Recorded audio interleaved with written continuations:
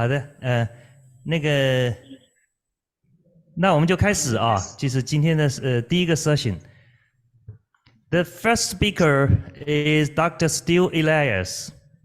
He's a renowned vascular surgeon in the world.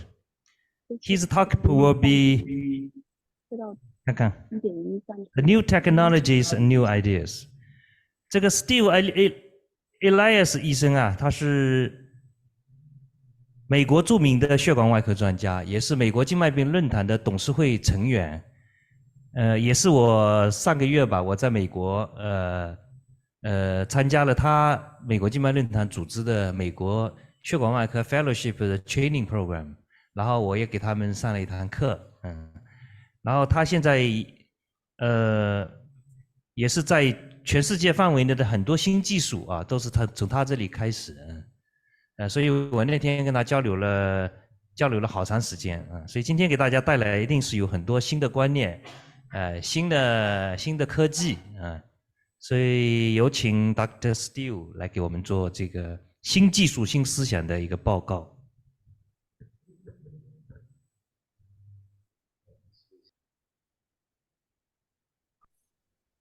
Well, I really want to thank you for inviting me to give a talk at this meeting. It's always a pleasure. So I'm happy to be here. I wish I was there in person, but it was going to be kind of hard to get there. Today, I'd like to talk to you a little bit about new technologies, two new technologies, actually, that I think give us some new ideas about how to take care of vein patients.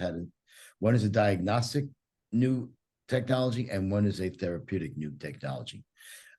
So let's go into it. Here's my disclosures. And the two new ones I'm going to talk to you about called ThermPix and Sonovane. ThermPix is a diagnostic tool, and Sonovane is a therapeutic tool. So what is ThermPix really uses thermal imaging to see abnormal veins on the patient's legs. And we're all pretty familiar with thermal imaging. It really has been used in medicine for many different conditions, which you can see here. But more importantly, what we now have is a way to visualize varicosities on a patient's leg, or abnormal veins on the patient's legs. And it picks up a temperature difference between the surrounding skin and the abnormal veins, because normal veins will not be picked up.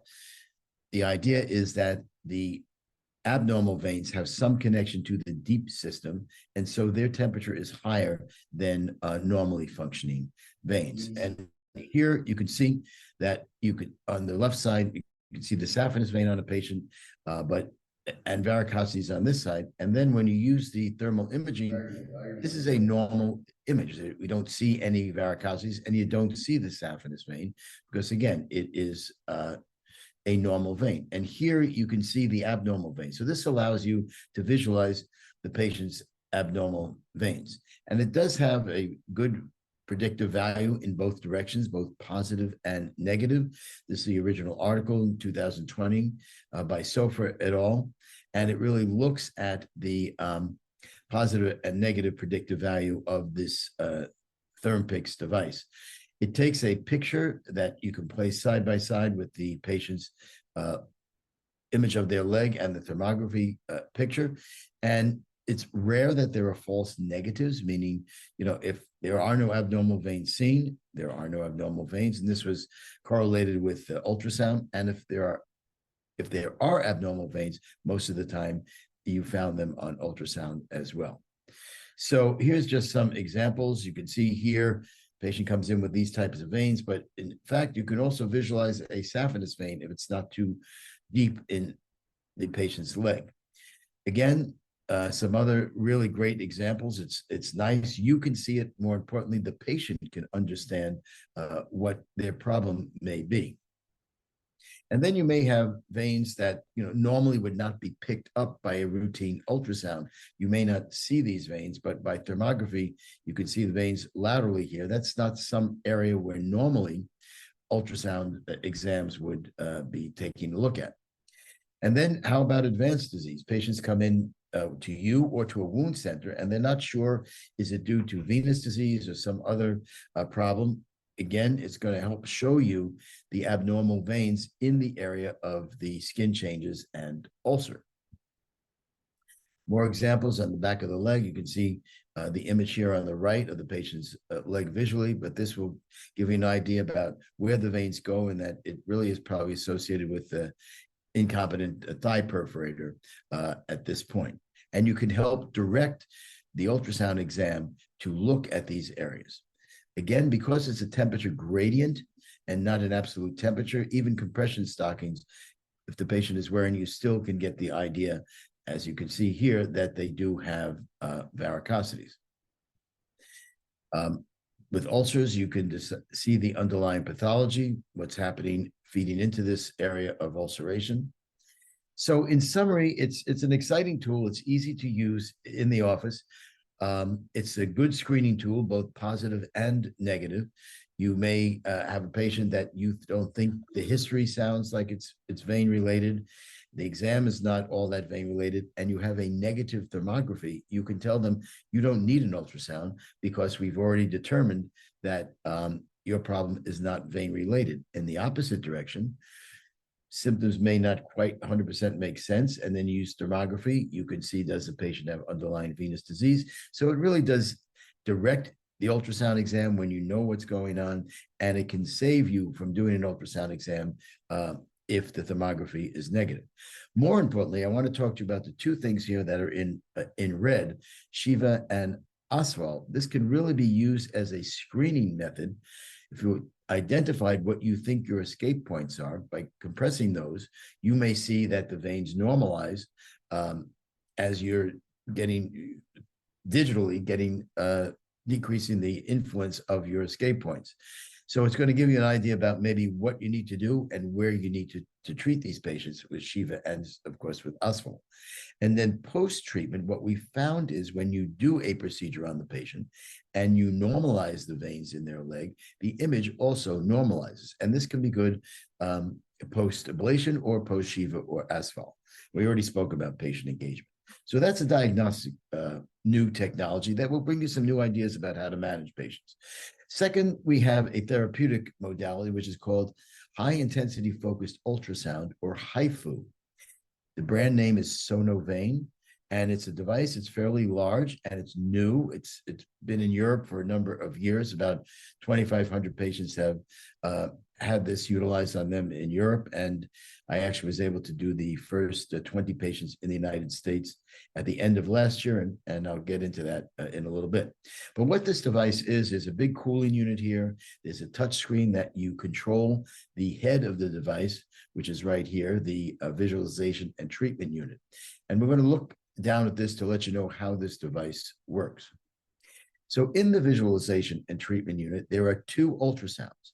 One is to visualize the vein, a regular 7.5 megahertz ultrasound probe.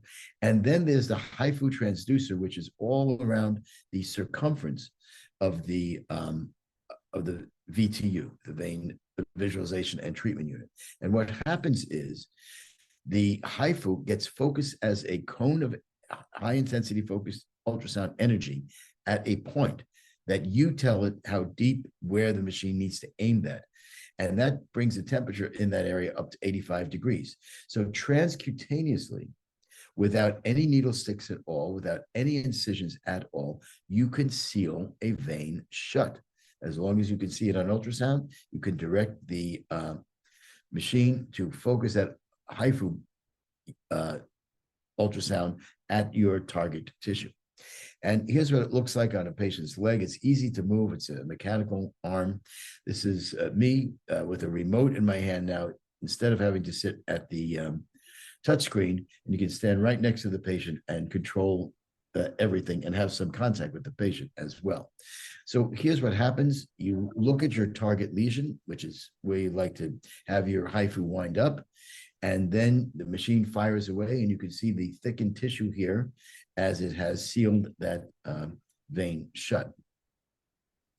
This is what it looks like. You can control it, as I said, from the touchscreen. Patient is lying in a regular exam table. There's no need to prep the patient. There's no sterility needed, and obviously no anesthesia needed at all. And here's what's happening. Here we're targeting this tissue. The machine fires, and you can see the thickened tissue here. Here you can go before and after, so you can see how you've gotten the tissue that you wanted to get.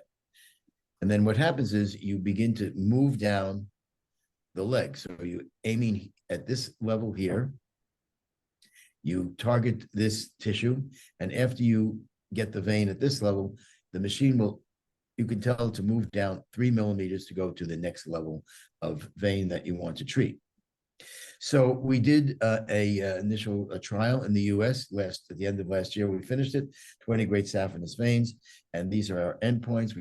We saw patients at 3 to 5 days post-procedure and 3 months follow-up. Here's the statistics on patients, mostly females. The SEEP classification score, again, mostly C2 disease. And the pretreatment diameter of the vein was about 7 millimeters. And here's your VCSS pretreatment. There was 100% technical feasibility. No anesthesia was used at all, not even local anesthesia. And there was no post-procedure compression either for these patients. So once they were done, they got up and they just walked out of the room. 3 months post-treatment, the reflux was ablated in 95% of the patients. However, there was total ablation in 65%. 7 of them had saphenous vein with flow, but only 1 of them had reflux. So we have now turned an incompetent great saphenous vein in many of them to a competent vein, because the vein shrunk just enough so the valves could meet again. So now you'll be able to normalize a vein rather than destroying it. And isn't that what Shiva is trying to do as well? Patients had some discomfort during the procedure because when it fires, they do feel a little bit of heat, but it's only for half a second. And there were no complications. So VCSS improved as you would expect it to. If you treat a saphenous vein, the VCSS always improves. The tissue you could see here is very, very small. It shrinks down to almost nothing. This is about 0.7 millimeters, and this is about 1.2 millimeters here in the saphenous canal. So my final thoughts about this, it is the first totally non-invasive procedure. It's the only what I call TNT, or thermal non-tumescent procedure. But you need to identify the right patient. The vein can't be too large. It's really got to be probably under 10 millimeters in the supine position. And the vein depth, when you compress the vein, the depth from the skin really needs to be between 10 and 20 millimeters. And when you do it, the vein is compressed, and then you fire away at that level with a HIFU, and then you move down and you work your way down the vein. There is a learning curve because you really have to understand how to interact with the touchscreen interface. Treatment time is about 45 minutes for a length of 15 centimeters of vein. However, just like the other therm picks, I think this can be used in many areas, including Shiva. This can be a completely non-invasive Shiva. You identify where your escape points are, where you would normally want to ligate. Here, you can just seal it shut transcutaneously and never make any incisions at all. So I think that brings another new idea into how to manage venous disease. So what's next? We actually started the multi-center trial in the US last month. I did the first 2 patients, and we're going to be doing more. The technology and the technique, we could make the technique faster by maybe spreading out the distance. We don't have to go every 3 millimeters, maybe every 6. This is very good for AI, for machine learning. Once you show it where the vein is, the machine itself can move down, and you yourself don't have to do it, but the vascular techs can. And we can maybe fine-tune some of the indications, as I said, for Shiva and asphalt. It's here to stay, and maybe we really should be not just ablating the veins, but restoring function to normal. There's already been improved. The machine has gotten smaller. The remote allows you to be right next to the patient instead of away from the patient at the touchscreen, and allows you to move things along faster. And again, here's how I could sit next to the patient and have more interaction with them.